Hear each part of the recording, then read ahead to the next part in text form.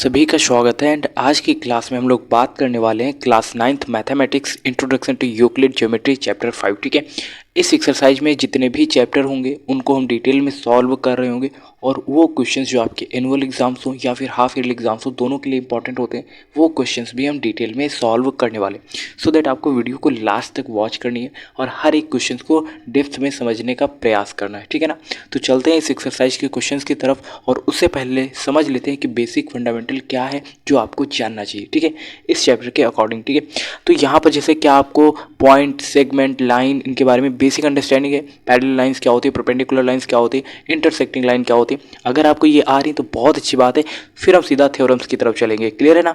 तो यहाँ पर Euclid definition and axioms and postulates के बारे में यहाँ पर डिटेल में बात करी गई है। ठीक है, सबसे पहले आपको ये कुछ बेसिक पॉइंट आपको पता होने चाहिए। ठीक है, जो यहाँ पर मैं हाईलाइट कर रहा हूँ। ठीक है, आप इनको थोड़ा सा ध्यान से देखिएगा। ये पॉइंट जैसे क्या लिखा गया है, पॉइंट के बारे में यहाँ पर चीज़ें एक्सप्लेन करी गई हैं कि पॉइंट किसे कहते हैं। क्लियर है ना। आपको पता होगा जैसे ये हमने एक डॉट लिख दिया, ये क्या है, एक पॉइंट ही तो है।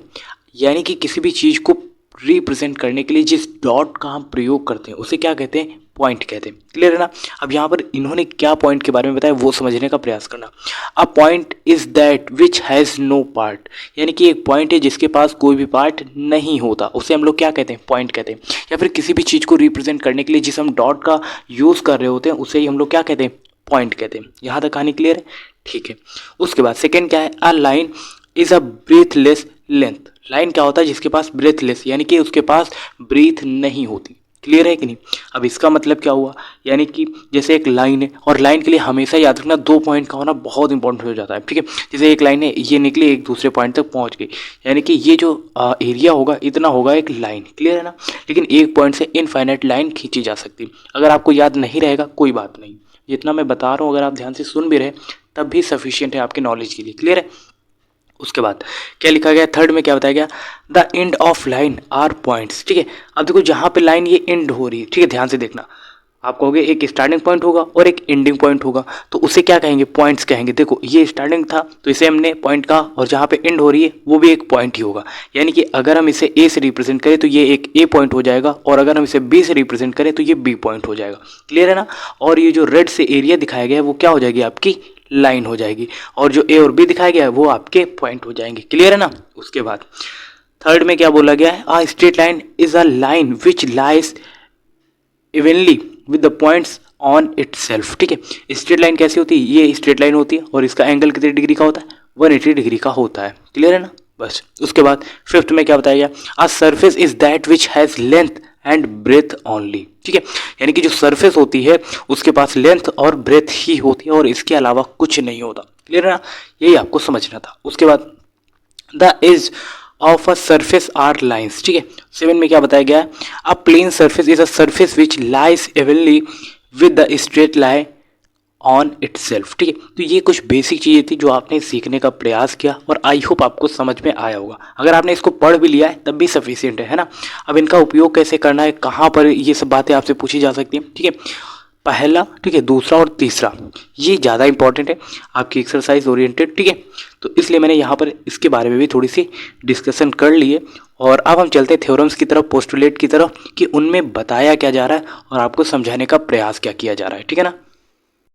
उसके बाद देखो यहाँ पर फर्स्ट पोस्टुलेट में क्या बताया गया, आप ध्यान से समझने का प्रयास करना। ठीक है, यहाँ पर फर्स्ट पोस्टुलेट लिखा हुआ है उसको ध्यान से देखो। ठीक है, ये इसमें बताया गया, अ स्ट्रेट लाइन में be drawn from any one point two any other point. यानी कि जो स्ट्रेट लाइन होती है आप उसे किसी एक पॉइंट से दूसरे पॉइंट तक खींच सकते हो। जैसे जैसे आप इसे हॉरिजॉन्टली खींच सकते हो। पहली बात तो ये, जैसे ये एक पॉइंट मान लेते हैं और दूसरा पॉइंट ये है, तो आपने एक स्ट्रेट लाइन यूं कुछ इस तरीके से खींच दी। ठीक है, ये खींच दी, मतलब किसी एक पॉइंट से किसी दूसरे पॉइंट तक आप किसी एक स्ट्रेट लाइन को खींच सकते हो। कोई जरूरी नहीं वो हॉरिजॉन्टली हो सकता है वो वर्टिकली हो। तो आपके पास एक ये पॉइंट है, दूसरा ये पॉइंट है, तो आपने इसे कुछ इस तरीके से वर्टिकली लाइन खींच दी, तो ये भी क्या हो जाएगी, ये हॉरिजॉन्टली लाइन हो जाएगी, ये वर्टिकली लाइन हो जाएगी। ये दोनों ही क्या है, स्ट्रेट लाइन है। अगर आप थोड़ा सा स्लैंट एरिया में खींचोगे तो कुछ इस तरीके से होगी। तो कहने का मतलब क्या है कि किसी भी स्ट्रेट लाइन को आप किसी भी फॉर्म में ड्रॉ कर सकते हो। कंडीशन अप्लाई बस यही होगी कि वो सिर्फ और सिर्फ स्ट्रेट होनी चाहिए। ठीक है ना, किस डायमेंशन में फर्क नहीं पड़ेगा। उसके बाद उसके बाद क्या बोला गया है 5.1 में, given two distinct point there is a unique line that pass through a them, ठीक है। यानी कि कोई भी दो डिस्टिंक्ट आपके पास पॉइंट है, ठीक है। डिस्टिंक्ट पॉइंट का मतलब है आप कुछ इस तरीके से कोई भी डिस्टिंक्ट टू पॉइंट्स ले सकते हो और वहां से जो लाइन एक निकल के आएगी वो आपके पास यूनिक लाइन होगी, ठीक है। यानी कि किन्हीं दो पॉइंट से सिर्फ और सिर्फ एक ही यूनिक लाइन खींची जा सकती है, क्लियर है। सिर्फ और सिर्फ एक लाइन ड्रॉ करी जा सकती है, यही आपको बताया गया। यानी कि कोई दो पॉइंट है, वहाँ से वहाँ तक की जो डिस्टेंस होगी वो एक यूनिक लाइन होगी, यूनिक डिस्टेंस होगी, क्लियर है कि नहीं। उसके बाद जैसे यहाँ पर इस चीज़ को रिप्रेजेंट करा गया है, एक पॉइंट ये एक पॉइंट ये है, तो इन दोनों के बीच की ये जो डिस्टेंस है वो कैसी होगी, यूनिक लाइन होगी, क्लियर। उसके बाद सेकेंड पोस्टुलेट में क्या बोला गया है, a terminated line can be produced indefinitely. अब इसका मतलब क्या है, इसका मतलब सिर्फ और सिर्फ इतना है कि जैसे ए और बी दो पॉइंट है, क्या है, ए और बी दो पॉइंट है और इनसे मिलकर हमारे पास ये एक लाइन बनी हुई है। क्या बनी हुई है, ये हमारे पास एक लाइन बनी हुई है और ये कैसी लाइन है, ये एक टर्मिनेटेड लाइन है, ठीक है। टर्मिनेटेड लाइन का मतलब क्या होता है, जो एक फिक्स एरिया है, ठीक है ना। अब क्या बोला गया, टर्मिनेटेड लाइन। अब इसके बाद बोला गया है कि कैन बी प्रोड्यूस्ड इनडेफिनिटली। इसका मतलब यह है कि आप इसे दोनों साइड से थोड़ा थोड़ा ऐसे प्रोड्यूस कर सकते हो, बढ़ा सकते हो, ठीक है। एक जो टर्मिनेटेड लाइन होती है उसको दोनों तरफ से लेफ्ट साइड से भी और राइट साइड से भी आप क्या कर सकते हो, उसको प्रोड्यूस कर सकते हो, क्लियर है ना। बस यही आपको समझना था। यानी कि आपके पास कोई एक लाइन है, आप चाहें तो उसे और भी बढ़ा सकते हैं इस तरीके से, क्लियर है ना। यही चीज़ आपको समझनी थी इस पोस्टुलेट में। उसके बाद थर्ड पोस्टुलेट में क्या बताया गया, a circle can be drawn with any centre and any radius. Circle जो होता है उसे आप उसकी कुछ भी आप रेडियस ले सकते हो और उसका सेंटर आप कुछ भी मान सकते हो, ठीक है ना। आप 2D में बना रहे हो 3D में बना रहे हो फर्क नहीं पड़ता, ठीक है। जैसे हमारे पास ये एक सर्कल है, हमने ये एक सर्कल बना दिया, एक दूसरा सर्कल ये बना दिया, तीसरा सर्कल हमने ये बना दिया। यानी कि देखो हर एक सर्कल की रेडियस क्या है, अलग अलग है। इसकी रेडियस क्या होगी, इसकी जो रेडियस होगी वो ध्यान से देखना, वो कुछ यूँ होगी, ये R होगी, ठीक है। ये बड़ा सर्कल है तो इसकी R बड़ी होगी, ये सबसे छोटा है तो इसकी R स्मॉल r हो जाएगी, ठीक है। और ये थोड़ी सी बड़ी हो जाएगी, क्लियर। सभी की रेडियस क्या है, r यहाँ पर क्या है, रेडियस है, क्लियर है ना। यहाँ पे बोला गया है आप किसी भी सर्कल को किसी भी रेडियस या फिर किसी भी सेंटर के हिसाब से उसको ड्रॉ कर सकते हो, कोई भी फर्क नहीं पड़ेगा। उसके बाद बोला गया fourth postulate, all right angles are equal to one another. All right angle का मतलब क्या होता है, राइट एंगल का मतलब ऐसा एंगल जिसका एक एंगल कितने डिग्री का हो, 90 डिग्री का। तो ऐसे आप जितने भी एंगल जो राइट एंगल्स बनाओगे वो सारे एंगल्स क्या होंगे, इक्वल होंगे। अब देखो राइट एंगल बनाओगे तो ये एक रहा, ठीक है, ये क्या है 90 डिग्री का एंगल, यानी कि उनमें से एक एंगल 90 डिग्री का होगा। अगर आप छोटा भी बनाओगे तो ये भी एक 90 डिग्री का एंगल होगा। अगर आप बहुत बड़ा बनाओगे कुछ इस तरीके से तो उसमें भी एक एंगल 90 डिग्री का ही होगा, क्लियर है ना। तो कहने का मतलब ये है कि अगर आप कोई भी राइट एंगल बना रहे हो तो उनका एक एंगल क्या होगा, इक्वल ही होगा, क्योंकि राइट एंगल होगा ही वही जिसका एक एंगल क्या हो 90 डिग्री का। और सब अगर आप ऐसे बनाओगे राइट एंगल तो उनमें से हर एक का तो एंगल 90 डिग्री होगा ही होगा। समझ में आया ना, बस यही इसमें बोला गया है। उसके बाद 5 पोस्टुलेट क्या बोला गया है, देखो if a straight line falling on two straight lines make the interior angles on the same side it taken together less than 2 right angles then the 2 right straight lines it produced indefinitely meet on that side on which the sum of angles is less than 2 right angles। अब इसका मतलब क्या है, if a straight line falling on 2 straight lines, ठीक है, बोला गया if a straight line falling on 2 straight line, ठीक है। मान लेते हैं 2 straight line कुछ इस तरीके से हैं, ठीक है। अब इस पर कोई एक स्ट्रेट लाइन कुछ इस तरीके से ड्रॉ हो रही है, ठीक है, क्लियर है। अब बोला गया interior angles on the same side, same side ये क्या है, इंटीरियर एंगल्स हैं, ठीक है। ध्यान से देखना, जिनको मैं हाईलाइट कर रहा हूँ आप उनको देखना, ये एंगल और ये एंगल क्या है, इंटीरियर सेम साइड एंगल्स हैं, ठीक है। Taken together less than 2 right angles, ये दोनों ही 90 डिग्री से क्या है, कम है। Then the 2 straight lines if produced indefinitely, अगर आप इसी लाइन्स को और भी ड्रॉ करोगे कोई फर्क नहीं पड़ेगा। Meet on that side on which sum of angles is less than 2 right angles, ठीक है। यानी कि उन दोनों का सम अगर आप निकालोगे तो 2 राइट एंगल्स का जो सम होता है उससे कम ही रहेगा, यानी कि 180 से क्या रहेगा, कम ही रहेगा, यही बोला गया है, ठीक है। इस तरीके से आपको डायग्राम बना के खुद से समझना था। उसके बाद आगे क्या बोला गया है, देखो ये एग्जांपल दिया गया, आप इसको खुद से ट्राई करिएगा, ठीक है। ये एग्जांपल दिया गया, आप इसे खुद से ट्राई करिएगा। मोस्ट इंपॉर्टेंट मैं कर देता हूँ, ठीक है। इस तरीके के क्वेश्चन आएंगे अभी एक्सरसाइज में तो हम लोग उनको करेंगे, ठीक है। अब यहाँ पर देखो थ्योरम 5.1 क्या बोलती है, ठीक है, समझो। यहाँ पे बोला गया है थ्योरम 5.1 में 2 distinct lines can not have more than 1 point in common, ठीक है। अगर कोई भी 2 डिस्टिंक्ट लाइंस हैं उनमें एक जो पॉइंट होगा उससे ज़्यादा कॉमन पॉइंट आपको देखने को नहीं मिलेंगे। क्लियर है ना, बस यही चीज़ इसमें बताई गई है। अब एक्सरसाइज के क्वेश्चंस करते हैं और यहाँ से जो भी आपकी बेसिक कंसेप्ट है वो और भी इम्प्रूव होने वाली, सो दैट आपको क्वेश्चंस को अच्छे से समझने का प्रयास करना है। ठीक है, अच्छा जी, पहला क्वेश्चन क्या बोला गया है? पहला क्वेश्चन बोला गया which of the following statement are true and which are false, give reason for your answer. आपको बताना है कि पहली बात तो ये स्टेटमेंट ट्रू है या फॉल्स है, और अगर है तो आपको उसका रीजन भी देना है। क्लियर है ना। पहला क्वेश्चन यहाँ पर क्या बोला गया है, ध्यान से सुनना। Only one line can pass through a single point. Clear है ना, कि मतलब कोई एक पॉइंट है, वहाँ से सिर्फ और सिर्फ एक ही लाइन गुजर सकती है या फिर एक ही लाइन खींची जा सकती है। Only one line can pass through a single point. Clear है ना, मतलब किसी एक सिंगल पॉइंट से क्या एक ही लाइन पास थ्रू हो सकती है, एक ही लाइन निकल सकती है। देखो अब मान लेते हैं वो रहा हमारे पास ये एक पॉइंट, ठीक है, ये एक पॉइंट रहा। अब यहाँ से देखना कितनी लाइन्स हम लोग खींच सकते हैं। ये एक लाइन खींच दी हमने, ठीक है, दूसरी लाइन मान लेते हैं ये हमने खींच दी, ठीक है, तीसरी लाइन मान लेते हैं ये हमने खींच दी, ठीक है, उसके बाद अगली लाइन हम लोग मान लेते हैं ये खींच दी। तो क्या हम यहाँ से सिर्फ और सिर्फ एक ही सिंगल लाइन्स खींच सकते हैं? क्या एक ही लाइन्स पास थ्रू हो सकती है? बताओ भाई। यहाँ से इनफाइनाइट लाइन्स खींची जा सकती हैं। कितनी लाइन्स खींची जा सकती हैं? इनफाइनाइट। इस तरीके से समझ में आ रहा है ना। तो मतलब किसी एक पॉइंट से सिर्फ और सिर्फ एक ही लाइन नहीं खींची जा सकती, वहाँ से इनफाइनाइट लाइन्स खींची जा सकती हैं। कितनी लाइन्स खींची जा सकती हैं? इनफाइनाइट।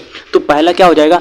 फॉल्स हो जाएगा। क्लियर है ना, क्योंकि आपने थ्योरम्स पढ़ी थी, आइडेंटिटी पढ़ी थी, क्योंकि किसी एक पॉइंट से एक लाइन नहीं खींची जा सकती अकॉर्डिंग टू आवर आइडेंटिटी, या फिर आप लिख सकते हो थ्योरम्स, सो दैट किसी एक पॉइंट से इनफाइनाइट लाइंस पास थ्रू हो सकती हैं, गुजर सकती हैं वहाँ से। क्लियर है ना, तो पहला स्टेटमेंट क्या हो जाएगा? फॉल्स हो जाएगा। उसके बाद सेकेंड आप पढ़ो, स्टेटमेंट क्या बोला गया? There are an infinite number of lines which pass through two distinct point, यानी कि कोई दो distinct point है, वहाँ से infinite number of lines pass through कर सकती हैं क्या? अब देखना, जैसे हमारे पास A और B ये दो पॉइंट थे, क्लियर है ना, ऐसे मान लेते हैं। तो यहाँ से कितनी लाइन्स पास थ्रू हो सकती हैं? कितनी हो सकती है बताओ भाई? दो पॉइंट हैं, तो यहाँ से सिर्फ और सिर्फ एक ही लाइन पास थ्रू हो सकती है। देखो वो भी ये होगी। क्लियर है ना, A और B कुछ इस तरीके से। इसके अलावा कोई दूसरी लाइन यहाँ पर नहीं हो सकती, या फिर यहाँ से दूसरी लाइन नहीं खींची जा सकती। क्लियर है ना, किन्हीं दो पॉइंट्स से सिर्फ और सिर्फ एक ही लाइन खींची जा सकती है, ठीक है, किन्हीं दो डिस्टिंक्ट पॉइंट से। यहाँ तक कहानी क्लियर है? ठीक है, उसका रीजन भी क्या है, हमने अभी थ्योरम्स पढ़ी थी उसी के अकॉर्डिंग। उसके बाद थर्ड क्या है? A terminated line can be produced indefinitely on both side, मतलब कोई एक टर्मिनेटेड लाइन है, एक शांत लाइन है, उसको दोनों तरफ से, यानी कि produced indefinitely on both side, यानी कि लेफ्ट साइड पे से भी और राइट साइड से भी, क्या हम उसको प्रोड्यूस कर सकते हैं, बढ़ा सकते हैं। देखना, अब यहाँ पर पहले हम एक लाइन खींचते हैं। जैसे हमने एक लाइन खींची वो ये है। क्लियर है ना, आपको यहाँ तक कोई प्रॉब्लम नहीं। ये एक लाइन है, इसका एक पॉइंट होगा, ये दूसरा पॉइंट होगा। क्लियर। अब बोला गया है कि हम इसे बोथ साइड से बढ़ा सकते हैं, ठीक है, तो यहाँ से भी हम इसको बढ़ा सकते हैं। देखना कैसे बढ़ाएंगे, इस डॉटेड लाइन से कुछ ऐसे, ठीक है, और इसको भी कुछ इस तरीके से बढ़ा सकते हैं। आप चाहो तो ऐसे एक स्ट्रेट लाइन खींच सकते हो, कोई प्रॉब्लम नहीं। यानी कि जो भी टर्मिनेटेड लाइन होगी उसे हम बोथ साइड से क्या कर सकते हैं, प्रोड्यूस कर सकते हैं। तो ये वाला क्या हो जाएगा, बिल्कुल सही हो जाएगा, क्योंकि ये अभी थ्योरम्स के अकॉर्डिंग हमने पढ़ा था। उसके बाद फोर्थ वाला क्या कह रहा है? If two circles are equal then their radius are equal. अब इसका मतलब क्या है, यानी कि कोई भी दो सर्कल इक्वल है तो क्या उनकी रेडियस भी इक्वल होगी? तो डेफिनेटली ये ट्रू हो जाएगा। इसका रीजन यही है क्योंकि जब सर्कल इक्वल होते हैं तो उनकी रेडियस भी इक्वल होती है। उसका रीजन है कि सर्कल डिपेंड किस पे करता है, रेडियस पर ही डिपेंड करता है ना, वो डायरेक्टली प्रोपोर्शनल होता है रेडियस की, क्योंकि दोनों की रेडियस इक्वल होगी तभी वो सर्कल भी इक्वल होगा। क्लियर है ना। तो यहाँ पर जैसे हमने एक ये सर्कल बनाया, ठीक है, और दूसरा सर्कल ये बनाया, ठीक है, और दोनों की रेडियस कितनी है, मान लेते हैं दोनों की रेडियस होगी, इसकी भी रेडियस ये 5 सेंटीमीटर है और इसकी भी रेडियस 5 सेंटीमीटर है। तो रेडियस दोनों ही क्या होंगी, इक्वल होंगी। क्लियर है ना, तो रेडियस दोनों ही क्या होंगी, इक्वल होंगी। आप ऐसे लिख सकते हो, बिकॉज क्योंकि सर्कल इक्वल होंगे ही तभी जब दोनों की रेडियस क्या होंगी, इक्वल होंगी। ठीक है, तो ये भी ट्रू हो जाएगा। उसके बाद फिफ्थ वाला क्या बोला गया, फिगर 5.9, यानी कि ये जो डायग्राम बनाए गए, ये जो फिगर्स बनाए गए, इसमें आपको सोचना है। क्या बोला गया, ए बी बराबर पी क्यू, यानी कि ए बी जो साइड है वो पी क्यू के इक्वल है। फिर आपको दिखाना है पी क्यू एक्स वाई के इक्वल है। लास्ट में आपको प्रूफ करना है क्या ए बी और एक्स वाई इक्वल है। अच्छा जी, अब इसकी कंसेप्ट को समझना। यहाँ पे बोला गया जो ए बी साइड है, ठीक है, वो पी क्यू के इक्वल है। A B side P Q के किसके इक्वल है, पी क्यू के। क्लियर है कि नहीं। अच्छा जी, और यहाँ पर जो पी क्यू साइड है यही, ठीक है, पी क्यू वो इक्वल है एक्स वाई के। फिर आपको बताना है कि क्या ये ए बी और एक्स वाई इक्वल होगा। ध्यान से समझना, ए बी मान लेते हैं अगर 5 सेंटीमीटर है तो ये पी क्यू के इक्वल है तो ये भी 5 सेंटीमीटर होगा, क्योंकि पी क्यू एक्स वाई के इक्वल है तो ये भी 5 सेंटीमीटर होगा। तो ओवरऑल हम ये भी तो बोल सकते हैं ये तीनों साइड क्या होगी, इक्वल होगी। तो लास्ट में आपसे पूछा गया ए बी और एक्स वाई इक्वल होगा, तो ए बी और एक्स वाई बिल्कुल इक्वल होगा, क्योंकि दोनों की साइड की डिस्टेंस कितनी, 5 सेंटीमीटर। ऐसा हमने एग्जाम्पल समझने का प्रयास किया और वैसे भी ये होगा ही होगा, तो ये ट्रू हो जाएगा। और ऐसे आप एग्जाम्पल देकर अपना रीजन भी दे सकते हो वहाँ पे, क्लियर। तो ये भी क्या हो जाएगा, ट्रू हो जाएगा। उसके बाद बोला गया है give a definition for each of the following terms are there are terms that need to be defined first, what are they and how might you define them. यानी कि आपको इसके लिए आप अपनी लैंग्वेज में डेफिनेशन देनी है और डायग्राम बनाना है, बस एक्सप्लेन करना है कि ये अगर है तो कैसे। आप डायग्राम से समझा सकते हो, बेटर रहेगा। अगर आप डेफिनेशन दे सकते हो तो बेस्ट रहेगा, सो दैट आप दोनों का कॉम्बिनेशन लेकर चलोगे तो वन ऑफ द बेस्ट रहेगा आपके लिए, ठीक है। तो इस चीज को कैसे हम लोग डिफाइन करेंगे, पहला बोला गया पैरेलल लाइंस, ठीक है। तो आपको दिखा देना है ऐसी टू लाइंस जो कभी भी एक दूसरे को इंटरसेक्ट नहीं करेंगे, बस आपको ऐसे लिख देना है अपनी लैंग्वेज में। यानी कि एक लाइन ये मान लेते हैं और दूसरी लाइन ये मान लेते हैं। ये क्या आप अगर इनको आप ऐसे बढ़ाते रहोगे कभी भी इनफाइनाइट तौर पे, तो क्या कभी एक दूसरे को टच करेंगे, नहीं टच करेंगे। तो ये मान लेते हैं ए और बी है और ये मान लेते हैं सी और डी है। तो यहाँ पर ए बी और सी डी क्या है, पैरेलल लाइंस है जो कभी भी एक दूसरे को इंटरसेक्ट नहीं करेंगी। और ऐसी लाइंस को हम लोग क्या कहते हैं, पैरेलल लाइंस कहते हैं। और इनके बीच का एंगल कितने डिग्री का होता है, 0 डिग्री का होता है, क्लियर है ना। और पैरेलल लाइंस जो 188 डिग्री का एंगल बनाती हैं, क्लियर है ना। जो स्ट्रेट लाइन होती है, ठीक है, पैरेलल लाइंस कैसी होती है, वो स्ट्रेट लाइन होती है और स्ट्रेट लाइन का एंगल 180 होता है। क्योंकि इन दोनों के बीच का जो एंगल होगा वो 0 डिग्री का होगा, क्लियर है। और डेफिनेशन कैसे लिखनी, कोई तो ऐसी लाइंस जो कभी भी एक दूसरे को इंटरसेक्ट नहीं करती उन्हें हम पैरेलल लाइंस कहते हैं। आपको अपनी लैंग्वेज में इसे लिखना है। उसके बाद सेकंड क्या है, परपेंडिकुलर लाइंस, मतलब ऐसी लाइंस जो एक ऐसे पॉइंट पर इंटरसेक्ट कर रही होंगी जहां पर 90 डिग्री का एंगल बनेगा, उसे हम लोग क्या कहेंगे, परपेंडिकुलर लाइंस। जैसे आपने 2D डायमेंशन में एक्सिस खींचे थे, सेम पैटर्न पर होती है परपेंडिकुलर लाइंस। जैसे ये एक वर्टिकल लाइन है और दूसरी ये हॉरिजॉन्टल लाइन है, तो ये जहां पर इंटरसेक्ट कर रही है, अब ध्यान से देखना, जहां पर ये इंटरसेक्ट कर रही है वहां पर ये कितने डिग्री का एंगल बना रही है, 90 डिग्री का, ठीक है। जहां पर ये इंटरसेक्ट कर रही है वहां पर कितने डिग्री का एंगल बना रहे हैं, 90 डिग्री का। या फिर इस फॉर्म में भी सिर्फ हो सकता है, क्लियर है ना। तो यहाँ पर एक हॉरिजॉन्टल लाइन है, ठीक है, क्या है, एक हॉरिजॉन्टल लाइन है और ये एक वर्टिकल लाइन है। तो ये जहाँ पर इंटरसेक्ट करे वहाँ पर 90 डिग्री का एंगल बना रहे ना। तो यानी कि ऐसी लाइंस जो एक दूसरे को इंटरसेक्ट करती हैं और इंटरसेक्टिंग पॉइंट पर 90 डिग्री का एंगल बनाती है उन्हें हम परपेंडिकुलर लाइंस कहते हैं, क्लियर है ना।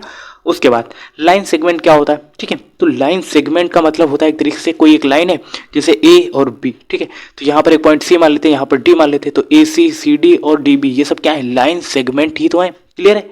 उसके बाद क्या बोला गया, रेडियस ऑफ अ सर्कल, यानी कि कोई रेडियस आपको दिखानी है जो कि सर्कल की होनी चाहिए, ठीक है। और वैसे भी सर्कल की ही रेडियस होती है, किसी और चीज़ की क्या रेडियस होती है आप मुझे बताइएगा, ठीक है। तो मान लेते हैं हमारे पास ये क्या रहा है, एक सर्कल, इसे क्या कहते हैं, सर्कल, और इसकी रेडियस आपको दिखानी है, या फिर रेडियस कहते किसे हैं, इसकी डेफिनेशन भी तो देनी। तो देखो ये रहा सर्कल और सर्कल का ये रहा मिड पॉइंट, यानी कि जिसे हम सेंटर कहते हैं, और सेंटर से सर्कल के सर्कमफ्रेंस तक की डिस्टेंस को क्या कहते हैं, रेडियस कहते हैं, क्लियर है ना। तो इस चीज को आप क्या अपनी लैंग्वेज में लिख सकते हो, कोई एक सर्कल है और उसे हम रेडियस कैसे कहेंगे, उस सर्कल की रेडियस किसे कहेंगे, यानी कि किसी एक सर्कल के सेंटर से उसके सर्कमफ्रेंस तक की डिस्टेंस को क्या कहते हैं, रेडियस कहते हैं। यानी कि ये जो आर होगी वही आपकी क्या होगी, रेडियस होगी, क्लियर है ना।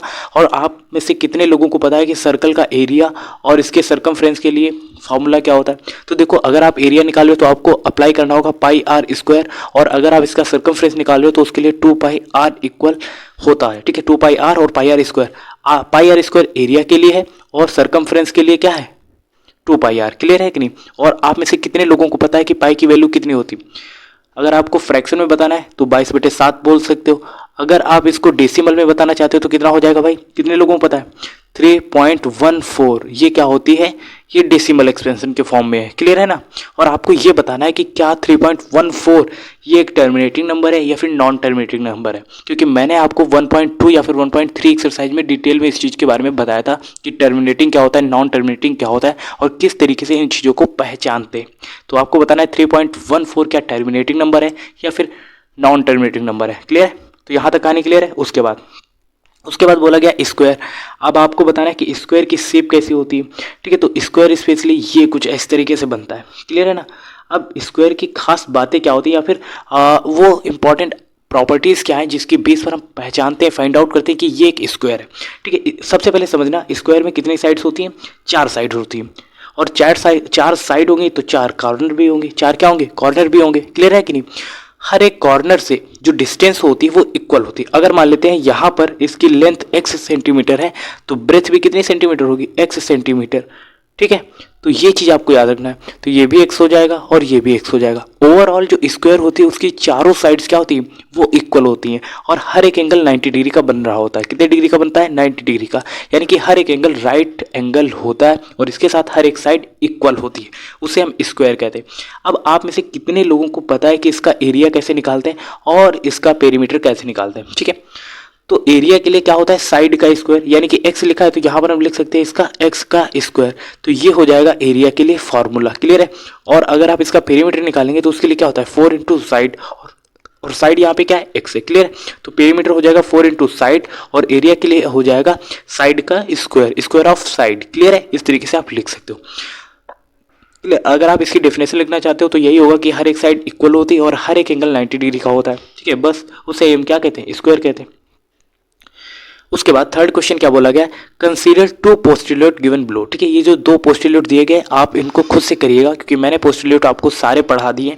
चलो फिर भी मैं एक क्वेश्चन करा देता हूँ, ये वाला क्वेश्चन आप खुद से करिएगा। ठीक है, क्या बोला गया है, given any 2 distinct point A and B. आपको कोई 2 डिस्टिंक्ट पॉइंट लेने, मान लेते हैं वो एक पॉइंट ए होगा, ये होगा बी। ठीक है, इसको मान लेते हैं ए, इसको मान लेते हैं बी। क्लियर है? ये ए बी हो गया। ठीक है, उसके बाद लिखा है there exist a third point C which is in between A and B. तो क्या ए एंड बी के बीच का जो एक पॉइंट होगा वो सी यहाँ पर एग्जिस्ट करेगा? बिल्कुल एग्जिस्ट करेगा, क्योंकि अगर कोई एक लाइन है तो उसका एक मिड पॉइंट भी होगा। मिड पॉइंट मतलब बीच का पॉइंट, तो वो इसके बीच में ही आएगा, बिटवीन में ही आएगा, तो सी यहाँ पर एग्जिस्ट कर जाएगा। ठीक है, उसके बाद क्या बोला गया, there exist at least 3 point that are not on the same line. आपको ये बताना है कि क्या कोई एक सेम लाइन है, जिससे मान लेते हैं वो एक लाइन ये है। ठीक है, ए और बी। ठीक है, तो इस पर एग्जिस्ट एटलीस्ट 3 पॉइंट्स। आपको क्या इस पर 3 पॉइंट्स एग्जिस्ट करेंगे? जैसे एक पॉइंट ये हो सकता है, दूसरा हो सकता है, ये तीसरा हो सकता है। क्या वो इन पर हो सकते हैं? जैसे इसको एल दे देते हैं, एम दे देते हैं, एन दे देते हैं, तो क्या 3 पॉइंट्स इस पर एग्जिस्ट करेंगे? तो आपको ही सोच के बताना है कि क्या ये एग्जिस्ट करेंगे। अब तो मैंने तो आपको सब कुछ पढ़ा ही दिया, फिर भी आप जवाब नहीं दे पा रहे, तो डेफिनेटली आपने ठीक से क्लास को नहीं देखा है। ठीक है, तो आप फिर से देखिए, तो बताइए क्या एग्जिस्ट करेंगे? आपके हिसाब से क्या होगा, जवाब दीजिएगा। ठीक है, उसके बाद 4, 5th और 6th बहुत अच्छे क्वेश्चन है और आपके एग्जाम्स में आने के चांसेस भी बहुत हाई हैं। ठीक है, स्पेशली मैं ये क्वेश्चन 5th और 4 और 6th, ये सारे इंपॉर्टेंट क्वेश्चन है, तीनों क्वेश्चन। ठीक है, तो सबसे पहले 4 वाला क्वेश्चन करते हैं। क्वेश्चन क्या बोला गया है, if a point C lies between 2 points A and B such that A C बराबर B C, then prove that A C is equal to half A B, explain by drawing the figure. Clear है ना? तो वो भाई diagram भी बनाना है और दिखाना है कि किस तरीके से ये होगा। क्लियर? पहला आपने क्वेश्चन पढ़ा और क्वेश्चन के अकॉर्डिंग आपको ये आइडिया लगा कि क्वेश्चन बोल क्या रहा है। तो क्वेश्चन क्या बोला गया, ध्यान से सुनना। बोला गया अ पॉइंट सी, ठीक है, lies between 2 points A and B. ठीक है, कोई 2 पॉइंट्स है ए एंड बी और उसके ठीक बीच में क्या एक तीसरा पॉइंट सी है, और इनसे मिलाने वाली एक साइड यानी कि एक लाइन खींची जाती है। मान लेते हैं एक लाइन वो कुछ इस तरीके से होगी। ठीक है, ये एक लाइन रही, ये है। क्लियर है कि नहीं? अच्छा जी, ये कैसी है, एक स्ट्रेट लाइन है और यहाँ पर क्या है, ध्यान से देखना, ये आपका ए है पॉइंट। ठीक है, यहाँ पर ये आपका ए पॉइंट है, ये बी पॉइंट है और इसके मिड में है आपका सी पॉइंट। क्लियर है ना? क्लियर? आप कहोगे हाँ भैया यहाँ तक कोई प्रॉब्लम नहीं है। सी क्या है, मिड में है, बिल्कुल बीच में, यही चीज़ आपको याद रखनी है। ठीक है, आपके पास दिया क्या गया, AC बराबर BC, यानी कि जो AC और ये BC का जो एरिया है, ये इतना एरिया और ये इतना एरिया, दोनों ही क्या है, इक्वल है। यानी कि आपके पास दिया गया AC बराबर BC। क्लियर है? ये इक्वेशन फर्स्ट है। और आपको दिखाना क्या है, AC ये क्या है, हाफ AB है, ये चीज़ आपको प्रूफ करनी है। क्लियर है ना? अब आप मुझे बताइए कि AB जो लाइन हम लोगों ने खींची है उसे क्या लिख सकते हैं। जैसे AB है, ठीक है, तो AB को हम लोग लिख क्या सकते हैं, आप ही बताओ। ठीक है, AB को हम लोग क्या लिख सकते हैं, AC प्लस BC लिख सकते हैं, क्योंकि इन्हीं 2 एरिया से तो मिलकर ये बनी है। आप कहोगे हाँ भैया बिल्कुल लिख सकते हैं, क्योंकि AB जो पूरी की पूरी लाइन है वो किससे मिलकर बनी है, AC और प्लस BC से मिलकर बनी। तो हम इसे लिख सकते हैं AC प्लस BC, और इक्वल में क्या लिख सकते हैं, AB लिख सकते हैं। क्लियर है ना? आप कहोगे हाँ भैया यहाँ तक कोई डाउट नहीं है। अब आप ही मुझे बताओ, जहाँ पर AC लिखा है वहाँ पर हम लोग क्या लिख सकते हैं, BC लिख सकते हैं, और जहाँ पर BC लिखा है वहाँ पर हम लोग क्या लिख सकते हैं, AC लिख सकते हैं। तो ये जो AB है इसको AB ही रहने देते हैं और इक्वल में, ये देखो AC था AC रहने देते हैं। अब देखो AC और BC इक्वल है, तो जहाँ पर भी BC आएगा वहाँ पर AC रख सकते हैं, और जहाँ पर AC आया वहाँ पर हम लोग BC लिख सकते हैं। सो दैट हम BC की जगह पे यहाँ पर AC लिख लेते हैं। क्लियर है ना? आप कहोगे भैया कोई डाउट नहीं। अब देखो AC और AC 2 बार आया है, तो अब सेम चीज़ क्या हो जाएगी, ऐड हो जाएगी। ये तो 2AC हो जाएगा कि नहीं हो जाएगा? आप कहोगे हाँ भैया। अब देखो AC और 2 के बीच में कोई भी साइन नहीं, यानी कि प्रोडक्ट का साइन है, मल्टीप्लाई का साइन है। क्लियर है ना? तो अब देखना AC क्या रहेगा, इधर ही साइड रहेगा, और देखो AB इधर था। ठीक है, अभी 2 क्या करें, मल्टीप्लाई, तो अगले स्टेप में क्या करेगा, डिवाइड करेगा। तो यही चीज़ तो हमें प्रूफ करनी थी। क्या करना था, यही चीज़ तो हमें प्रूफ करनी थी। AC is equal to half AB, जो कि हम लोगों ने क्या कर लिया है, प्रूफ कर लिया है। आगे समझ में नहीं आया तो फिर से समझने का प्रयास करना। हमने एक लाइन खींची, ठीक है, जिसका नाम था AB, और इसके मिड में यानी कि बिटवीन में एक पॉइंट था C, और हमें बोला गया है AC बराबर BC, यानी कि AC जो इतना एरिया है और BC वाला एरिया है, ये दोनों क्या है, इक्वल है। तो यहाँ पर जो दिया गया था वो हमने लिख लिया। चूंकि आपको पता है AB एक पूरी लाइन है, तो वो किससे मिलकर बनी है, AC और BC से मिलकर बनी, तो हमने AB को AC प्लस BC लिख लिया। और आप ही को पता है कि AB की जगह पे आप AC और BC लिख सकते हो कि नहीं, और जहाँ पर भी AC और BC आया ये दोनों इक्वल है, तो BC की जगह पे हमने AC रख लिया, तो ये 2AC हो जाएगा, और इक्वल में AB था। अभी 2 मल्टीप्लाई करें तो अगले स्टेप में डिवाइड करेगा, तो AC is equal to half AB, जो कि हमें प्रूव करना था वो आ गया है। क्लियर है? बहुत कुछ कठिन नहीं था, बट अगर आप ध्यान से समझते तो ये हो जाता और हो भी गया है। क्लियर है? उसके बाद 5th वाला क्वेश्चन करते हैं अब हम लोग।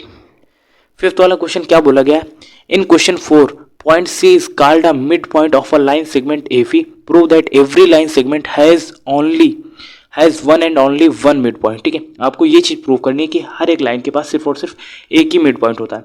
तो आप मान लेते हैं कि ये हमारे पास AB एक लाइन है और इसके मिड में एक पॉइंट C है, तो आपको यही चीज़ प्रूव करनी है कि मिड में सिर्फ और सिर्फ एक ही पॉइंट हो सकता है। तो इसके लिए अब मैंने आपको थ्योरम बताई थी कि नहीं, अब फिर से चलो उसकी तरफ और वही देखते हैं थ्योरम। अब जैसे ही हमने 4 वाला क्वेश्चन करा उसी पर बेस्ड है, बट थोड़ा सा अलग होगा। इस क्वेश्चन को करने का तरीका जो होगा वो लगभग ये जैसे हम लोग 6 वाला क्वेश्चन करने वाले सेम पैटर्न पर होगा। ठीक है, कुछ ऐसा। ठीक है, तो यानी कि हम लोग एक डायग्राम बना लेते हैं, और वो डायग्राम कैसा होगा, वो सेम पैटर्न पर ऐसा ही होगा। ठीक है, तो क्यों ना हम इसी क्वेश्चन को कर ले। अच्छा, 5th वाला क्वेश्चन करने से पहले मैं 6th वाला आपको कराना चाहूँगा, क्योंकि दोनों सेम पैटर्न पर बेस्ड है। क्लियर है कि नहीं? अच्छा जी, ठीक है, करते हैं। उसको मैं हिंट दे दूंगा, आप उसको कर लेना, बट इंपॉर्टेंट बहुत है, आपके हाफ ईयरली एग्जाम में आ सकता है या फिर ये आपके एनुअल एग्जाम्स में आ सकता है, दोनों के लिए बहुत इंपॉर्टेंट है। सो दैट आपको स्किप बिल्कुल भी नहीं करना। 6th वाला क्वेश्चन समझो, 5 वाला सेम पैटर्न पर होगा, बिल्कुल सेम। ठीक है, यहाँ पर क्या बोला गया, AC बराबर BD। ठीक है, यानी कि AC ये इतना एरिया और ये BD ये इतना एरिया क्या है, इक्वल है। ये अगर ये 1 सेंटीमीटर है तो ये भी 1 सेंटीमीटर होगा। क्लियर है ना? ये चीज़ यहाँ पर बोली गई है। अब आपको प्रूफ क्या करना है, AB बराबर CD। अब AB बराबर CD आपको दिखाना है। ठीक है, AB बराबर CD, यानी कि ये इतना एरिया जो है और ये जो इतना एरिया, ये आपको प्रूफ करना है। ये अगर Y है तो ये भी आपको Y दिखाना है। क्लियर है ना? डायग्राम को ध्यान से समझना। ठीक है, तो जो चीज़ें दी गई हैं अब हम उसी की हेल्प से इस क्वेश्चन को सॉल्व करेंगे। क्लियर है कि नहीं? अच्छा जी, ठीक है। क्वेश्चन दिया गया AC बराबर BD। क्लियर है? और AB बराबर CD हमको दिखाना है। AB और CD हमको इक्वल दिखाना है। ठीक है, अब ध्यान से देखना, जो दिया गया वहीं से सॉल्व करेंगे। AC बराबर BD दिया गया है। क्या दिया गया? AC बराबर BD। ठीक है, क्या दिया गया? AC बराबर BD। अब आप बताना, जो AC लिखा है उसे हम लोग लिख क्या सकते हैं। देखो ये AC है कि नहीं, ये एक इतनी साइड है। ठीक है, इसको हम लोग क्या लिख सकते हैं, आप कहोगे इसको भी, या इसको हम लोग लिख सकते हैं। देखो ये AB इतना और प्लस BC इतना लिख सकते हैं कि नहीं, AC को लिख सकते हैं। ये जो AC है, ध्यान से देखो। ठीक है, ये जो AC है, इस चीज़ को हम लोग क्या लिख सकते हैं, ध्यान से देखना। AC को हम लोग क्या लिख सकते हैं, AC को लिख सकते हैं, देखो यहाँ पर चूंकि हमें पता है कि AC को हम लोग लिख क्या सकते हैं, ये जो AC है इसे हम लोग लिख सकते हैं AB प्लस का CD, सॉरी BC। ठीक है, क्या लिख सकते हैं, BC। ये AC को क्या लिख सकते हैं, AB प्लस BC लिख सकते हैं कि नहीं, वही हमने लिखा। और आपको पता होना चाहिए कि हम लोग BD को क्या लिख सकते हैं, तो जो BD लिखा हुआ है इसको हम लोग लिख सकते हैं BC प्लस का CD, यानी कि इसी चीज़ को हम लोग लिख सकते हैं BC प्लस का CD। क्लियर है? अच्छा जी, ये पहली इक्वेशन हो जाएगी, ये सेकंड इक्वेशन हो जाएगी। क्लियर? आप कहोगे हाँ भैया यहाँ तक कोई डाउट नहीं है। अब क्वेश्चन को कैसे करेंगे, अब देखो जहाँ पर भी ए सी है वहाँ पर हम लोग ये पहले इक्वेशन लिख सकते हैं A B plus B C, आप कहोगे हाँ बिल्कुल लिख सकते हैं, तो यहाँ पर लिखेंगे ए बी प्लस में बी सी और इक्वल में क्या लिखेंगे, अब बी डी को क्या लिख सकते हैं, ये सेकेंड वाली equation B D is equal to B C plus C D लिख सकते हैं, आप कहोगे हाँ बी सी प्लस का सी डी। ठीक है, अब आपको एक चीज़ पता होगी कि सेम जो डिजिट होते हैं या फिर सेम अलजेब्रिक चीज़ें होती है, अगर LHS और RHS में भी है तो वो कैंसिल आउट हो जाती हैं, तो यहाँ से BC और BC क्या हो जाएगा, कैंसिल आउट हो जाएगा और हमारे पास क्या बचेगा, AB इक्वल में CD बचेगा कि नहीं, आप कहोगे हाँ बिल्कुल, और यही चीज़ तो हमें प्रूव करनी थी और ऐसे ये आंसर आ गया है। अगर आपको नहीं समझ में आया तो यहीं से फिर से देखो, यही इक्वेशन आपको नहीं समझ में आएगी तो वहीं से करते हैं। यहाँ पर AB प्लस BC लिखा था तो हमने AB प्लस BC लिख लिया। ठीक है, फिर से समझा रहे हैं यहाँ से, और ये प्लस का BC अब LHS में आएगा तो माइनस का BC हो जाएगा और इक्वल में क्या बचेगा, CD बचेगा। क्लियर है कि नहीं, आप कहोगे हाँ भैया। अब देखो प्लस का BC माइनस का BC अब तो कैंसिल हो जाएगा, अब इधर बचेगा LHS में AB और इक्वल में क्या बचेगा, CD, और यही चीज़ तो हमें प्रूफ करनी थी, तो यही आपका फाइनल आंसर आ जाएगा। क्लियर है कि नहीं, आप कहोगे हाँ भैया बिल्कुल क्लियर है। और ये चीज़ें जो मैंने कराई हैं सेम डायग्राम 5th वाले क्वेश्चन के लिए बनेगा। ठीक है, 5 वाला क्वेश्चन लिख लेना, पूरा 5 वाला क्वेश्चन। ठीक है, और उस 5 वाले क्वेश्चन में सेम डायग्राम बना के और सेम एक्सप्लेनेशन दे देना, सेम बिल्कुल सेम। ठीक है, यही रहने वाला है। बस मान लेते हैं जैसे ए डी हमारे पास कोई एक लाइन होगी और मान लेते हैं वहाँ पर एक पॉइंट बी होगा, दूसरा पॉइंट सी होगा।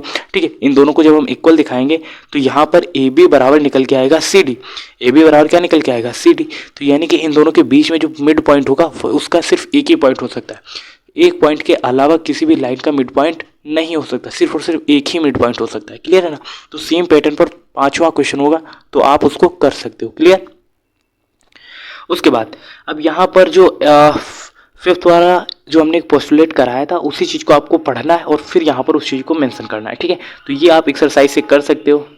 इस तरीके से 5.2 एक्सरसाइज की बात करेंगे तो इसमें इसलिए कुछ है नहीं, क्वेश्चन क्या बोला गया है आप फिर से समझना। ठीक है, क्वेश्चन पहला बोला गया how would you rewrite Euclid 5th postulate, यानी कि यूक्लिड 5th पोस्टुलेट जो मैंने आपको पढ़ाया उस चीज़ को यहाँ पर मेंशन करना है, that it would be easier to understand. ठीक है, आपको अपनी लैंग्वेज में लिखना है, यानी कि इतना अपनी लैंग्वेज में लिखना है कि सेकेंड पर्सन को आप एक्सप्लेन कर सको और उसको समझ में आ सके, या फिर आप खुद भी अच्छे तरीके से समझ सको, तो इसे आप अपनी लैंग्वेज में लिखना है। ठीक है, उसके बाद सेकंड क्या है, does Euclid 5th postulate imply the existence of parallel lines explain. ठीक है, पैरेलल लाइंस के लिए यूक्लिड 5th पोस्टुलेट जो दिया गया है वो आपको यहाँ पर फिर से एक्सप्लेन करना है और अपनी लैंग्वेज में लिखना है, सो दैट ये भी हो ही जाएगा, कुछ बचता नहीं है। समरी में जो भी चीज़ें हैं आप यहाँ पर फिर से डिटेल में पढ़ सकते हो, और इस तरह से हमारा ये वाला चैप्टर भी पूरी तरीके से कंप्लीट हो गया है। और कल हम स्टार्ट करेंगे 6.1 एक्सरसाइज फिर 2, और आने वाले 10 से 15 दिनों के अंदर हम पूरी तरीके से 9th की मैथमेटिक्स को कंप्लीट कर जाएंगे और फिर हम आगे फॉरवर्ड करेंगे। ठीक है, अगले क्लास के मैथ को पढ़ेंगे, सो दैट आपको हमारे साथ जुड़े रहना है और लास्ट तक सारे वीडियोज़ देखना है। जब आप इसको कंप्लीट कर लोगे एंड आप बेटर कंडीशन पर एक ऐसी सिचुएशन पर होगी जहाँ पर आपको मैथमेटिक्स बहुत अच्छी तरीके से आ रही होगी। ठीक है, तो कंसिस्टेंसी बहुत इंपॉर्टेंट है और आपको इस तरीके से मेहनत करते रहना है। थैंक यू सो मच, आज के लिए इतना ही। जय हिंद, जय भारत।